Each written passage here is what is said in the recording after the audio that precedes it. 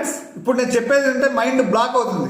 Online లావాదేవీలు ఏ స్థాయికి చేరాయంటే ఒక్క అక్టోబర్ నెలలో 27 లక్షల కోట్ల లావాదేవీలు జరిగాయి. 27 లక్షల కోట్లు అంటే నెలలో 20,070 కోట్ల లావాదేవీలతోటి 27.28 లక్షల కోట్ల చెల్లింపులు జరిగాయి. గత ఏడాదితో పోలిస్తే ఈ లావాదేవీలు 25% వృద్ధి జరిగిందన్నమాట. దేశవ్యాప్తంగా కిరాణా దుకాణాల్లో భారీగా ఈ డిజిటల్ చెల్లింపులు జరిగాయి. దేశంలో యూనిఫైడ్ పేమెంట్స్ ఇంటర్ఫేస్ అంటే యూపీఐ వినియోగము అప్రత్యాశంగా కొనసాగుతుంది. అక్టోబర్ నెలలో యూపీఐ లావాదేవీలు మరోసారి సరికొత్త రికార్డు చేరాయి.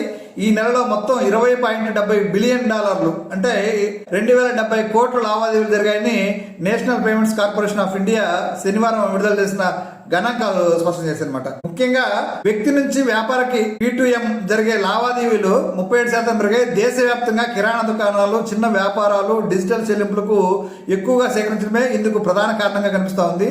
దీనినే కిరాణా ఎఫెక్ట్ గా అభివర్ణించింది అనమాట.